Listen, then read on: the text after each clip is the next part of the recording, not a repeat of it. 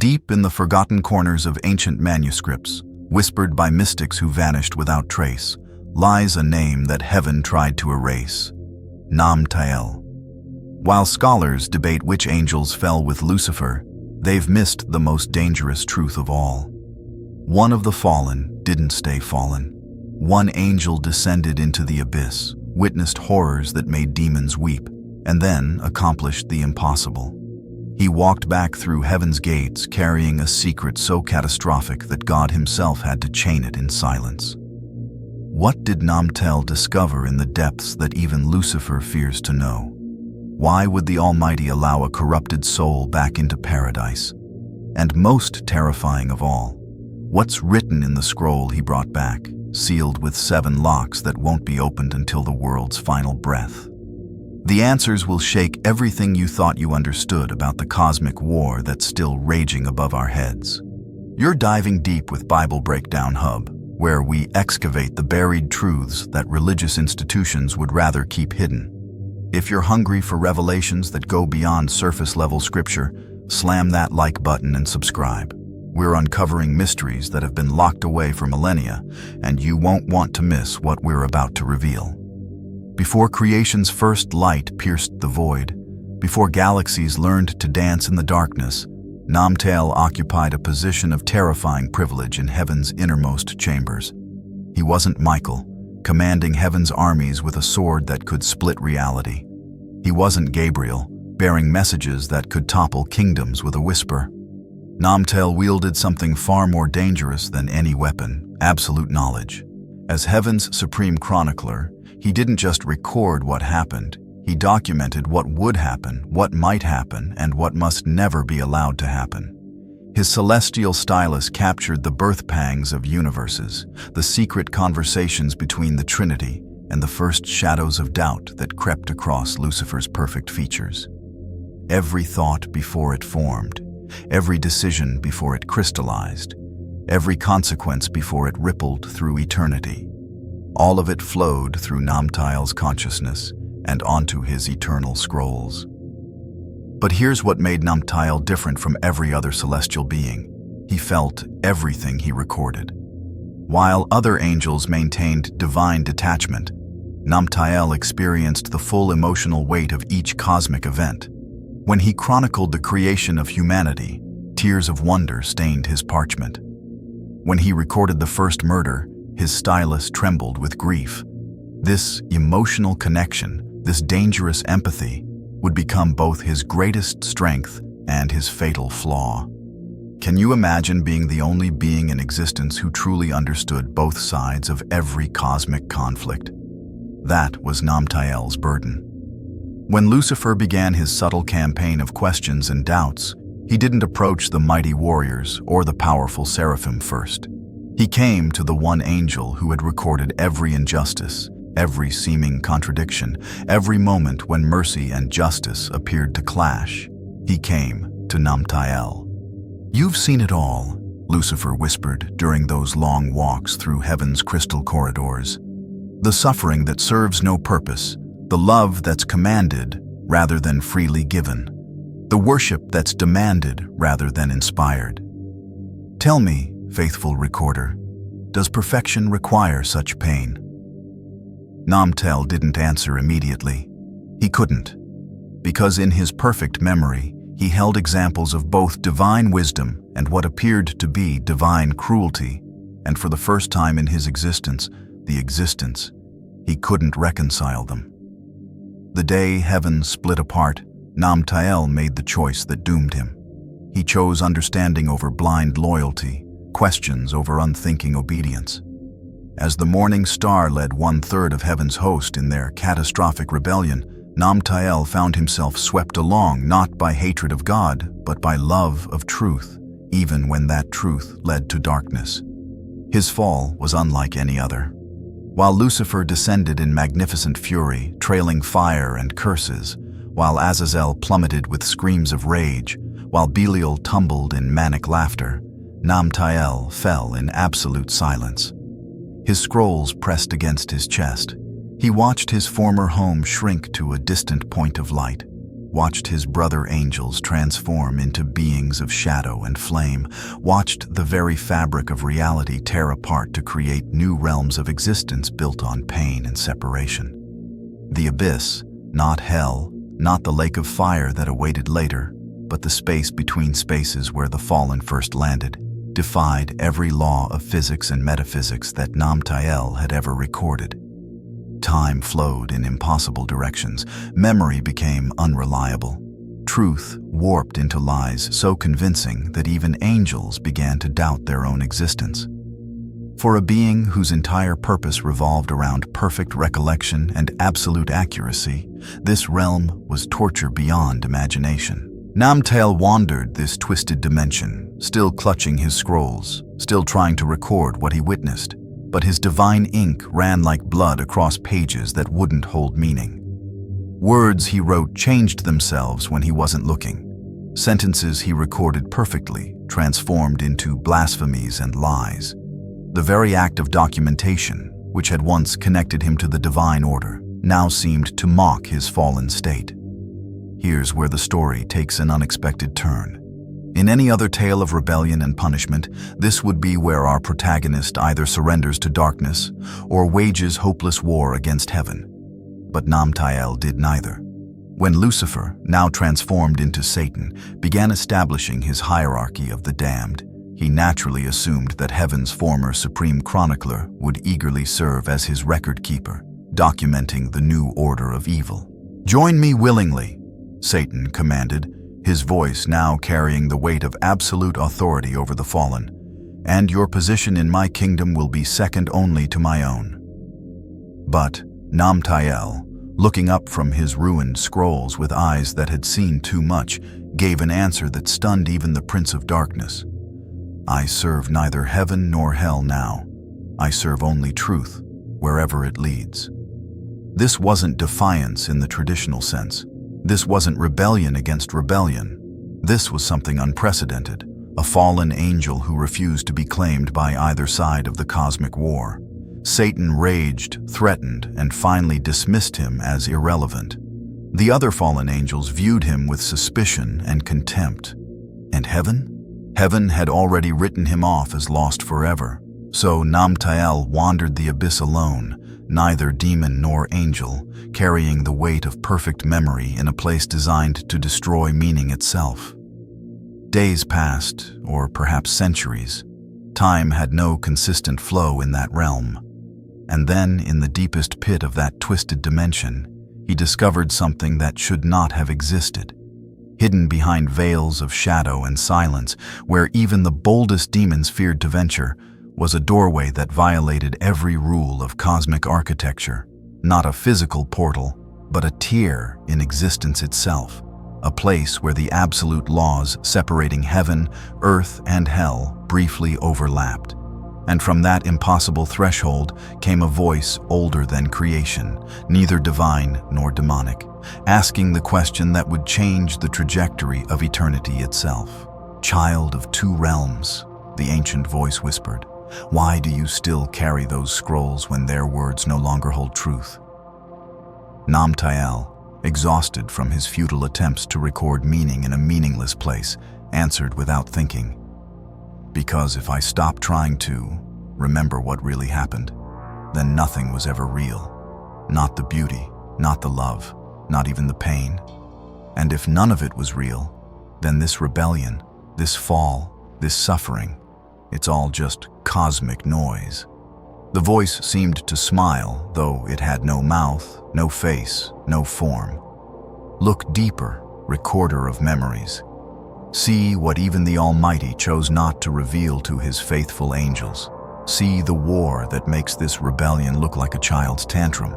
See the betrayal that will make Lucifer's seem like honest disagreement." What Namtael witnessed in that moment would haunt him through eternity. The voice showed him visions not of the past, not of the present war between heaven and hell, but of a future so dark that even omniscience had hidden it from itself. A second rebellion was coming, but this one wouldn't be led by a fallen angel drunk on pride. This betrayal would come from within heaven's most trusted ranks, from angels who had never questioned, never doubted, never fallen. until the moment they would fall further than Lucifer ever dreamed. With hands that shook like autumn leaves, Namtael began to write. Every name, every date, every horrifying detail of how heaven would nearly destroy itself, not through external assault, but through internal corruption. He wrote of angels who would smile at God's face while sharpening knives for his back. He documented betrayals that would make Judas look like a faithful friend. He recorded the exact moment when heaven's greatest defenders would become its most dangerous enemies. The scroll that emerged from this vision wasn't parchment anymore. It was something alive, pulsing with dangerous knowledge, wrapped in warnings written in languages that had never been spoken. When Namtael finished writing, he stared at what he had created and realized he was holding something more dangerous than any weapon ever forged. This wasn't just prophecy. It was a loaded gun pointed at the heart of creation itself. For eons, no fallen angel had ever attempted to return to heaven.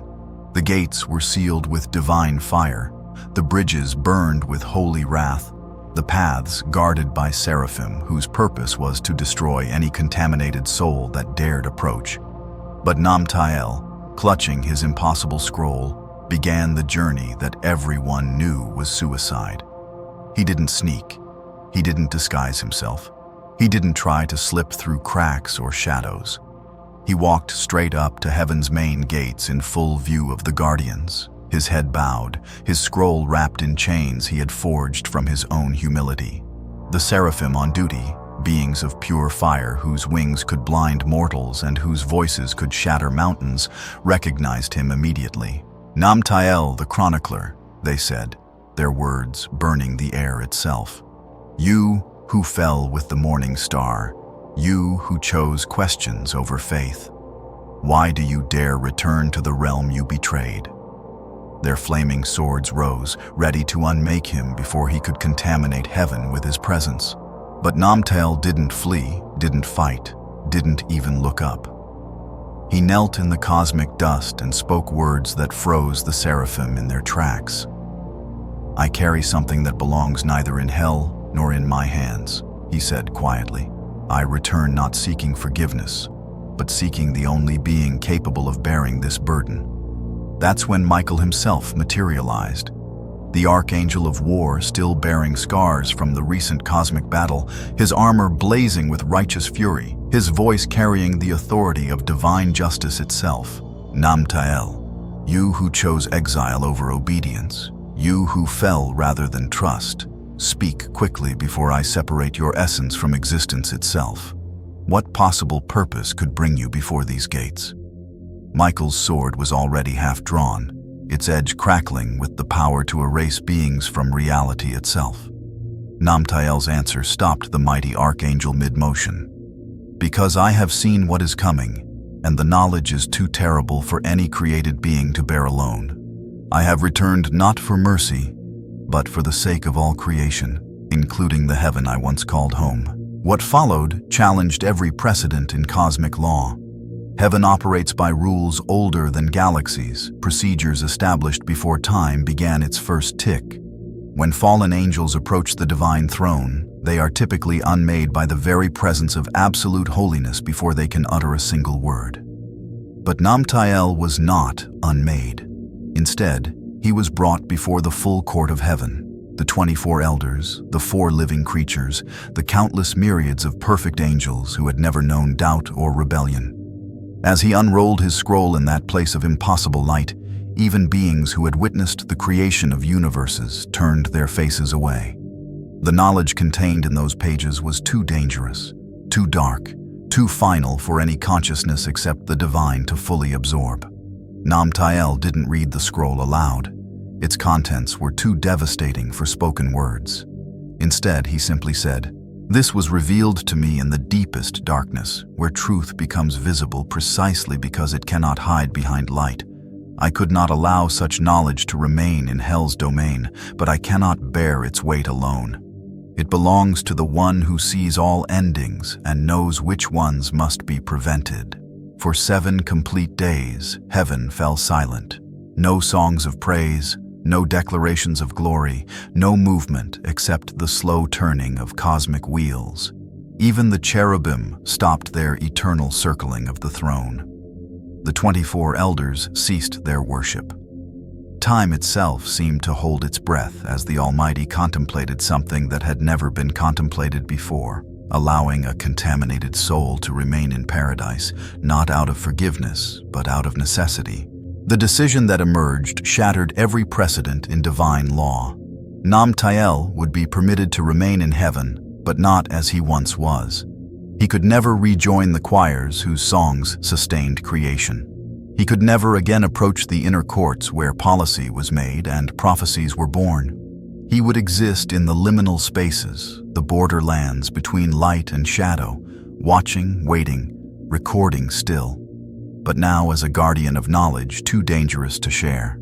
Most importantly, his scroll would be sealed with 7 locks of divine power, each one requiring a different key, each key hidden in a different dimension of existence. The scroll itself would be placed in a chamber beyond the reach of any being except God himself, guarded by an angel whose name appears in no book, whose face no creature has ever seen, whose very existence is classified beyond the highest levels of heavenly security. To this day, that scroll remains sealed, its contents known only to the one who created all things. Mystics throughout history have speculated about what those pages contain. Some whisper that it names the specific angel who will lead heaven's final betrayal. Others claim it reveals the exact words God spoke to Lucifer before his fall, words so devastating that they made the morning star smile as he plummeted into darkness. Still others believe it contains a detailed timeline of creation's end, including the precise moment when every soul must choose their eternal allegiance. But here's what should keep you awake at night. The scroll wasn't sealed to protect us from its knowledge. It was sealed to protect reality itself from what would happen if that knowledge were revealed prematurely. If the identity of heaven's future betrayer were known too early, it could trigger the very betrayal it predicts, creating a paradox that could unravel the fabric of existence itself. So Namtael waits in his exile that isn't quite exile, carrying the burden of knowledge that could save or damn all creation. Every time he encounters a fellow angel, the question burns in his mind like acid. Is it you? Are you the one who will smile at God's face while driving the knife home? Every time he observes the increasing chaos on earth, he wonders, is this the beginning? Are these the signs that herald the final betrayal?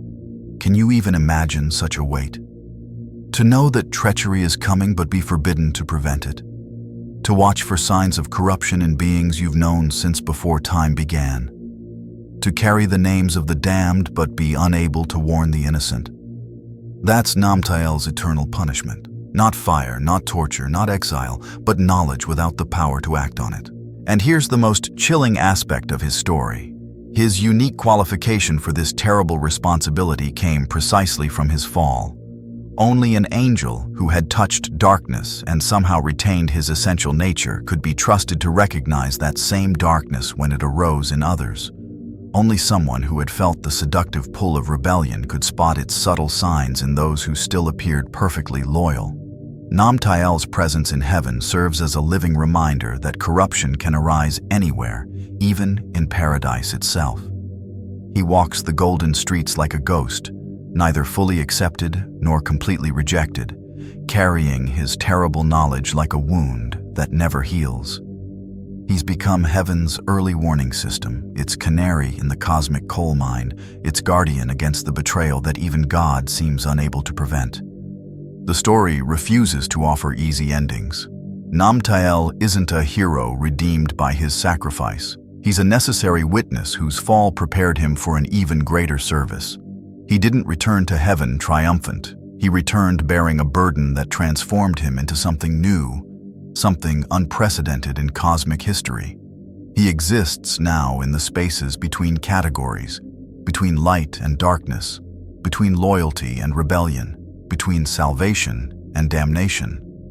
His scroll waits in its hidden chamber, sealed until the moment prophesied for its opening. When those 7 seals finally break, and ancient traditions insist they will, It will signal not the end of one age, but the beginning of heaven's most dangerous hour. The final war won't announce itself with trumpets or earthquakes or dramatic signs. It will begin with the quiet sound of parchment unrolling and a voice reading names that will shock even the angels who thought they knew every secret of creation. But here's what connects this ancient cosmic drama to your life right now. We're living in Namtael's vigil period, somewhere between the sealing of the scroll and its eventual opening, between the prophecy and its fulfillment, between the warning and the catastrophe it was meant to prevent. We exist in the tension of not knowing exactly what's coming, but sensing that something vast and terrible approaches. The question becomes, what kind of witnesses are we during this cosmic intermission? Namtael watches from heaven's margins, but what are we watching for down here in the material realm? Are we paying attention to the subtle erosions of truth, the gradual compromises of integrity, the slow corruption of institutions and individuals that historically precede great betrayals? Or are we sleepwalking through the setup for heaven's final drama, unaware that our choices during this waiting period might determine which side we're on when the ultimate conflict erupts? Maybe Namtael's vigil isn't just about heavenly politics. Maybe he's also documenting human behavior during these crucial years. Maybe he records every moment when someone chooses truth over convenience, integrity over advantage, sacrificial love over selfish gain. Maybe our names are appearing in heavenly records not as judgment entries, but as evidence that even in times of great deception and moral confusion, some souls still recognize light and choose it regardless of cost. Consider this. If heaven itself is vulnerable to betrayal from within, how much more should we be vigilant about the state of our own hearts? If angels who have never known anything but perfection can somehow be corrupted, what does that say about our need for constant spiritual vigilance? Namtael's story suggests that the greatest dangers don't always announce themselves with obvious evil. Sometimes they come dressed as questions that seem reasonable, doubts that appear justified, compromises that look like wisdom. The scroll remains sealed, its terrible secrets locked away until the appointed time. But the story of Namtael continues to unfold around us every day. His vigil reminds us that the most important battles are often fought not with dramatic gestures, but with quiet choices made when no one is watching. We might not have wings or divine powers or perfect knowledge, but we have something equally precious: the ability to choose light even when darkness offers easier paths. Every time we choose forgiveness over revenge, every time we speak truth despite social pressure, every time we show mercy to those who don't deserve it, we're participating in the cosmic drama that Namtael witnesses from his lonely post. We're proving that even in a universe where angels can fall and heaven itself can be threatened, the fundamental goodness of creation still pulses through willing hearts. This is the ongoing story of Namtael, the angel who fell and returned, carrying secrets that could reshape everything we think we know about the war between good and evil. His vigil continues in the silence between what we know and what we're waiting to discover. The scroll he guards remains sealed, its 7 locks intact, its contents known only to God. But its very existence reminds us that the story isn't over, the war isn't won, and the choices we make today echo through eternity in ways we can barely comprehend. If this journey into the hidden corners of cosmic history has stirred something in your spirit, don't let it end here. Hit that like button to support our exploration of these buried truths, and subscribe to Bible Breakdown Hub because we're just getting started. There are so many more secrets hidden in the shadows of Scripture, so many more mysteries waiting to be unveiled. Until our next dive into the unknown, keep your eyes open and your heart pure. You never know who might be watching, recording, and hoping that when the final scroll is opened, your name will be found written in the light.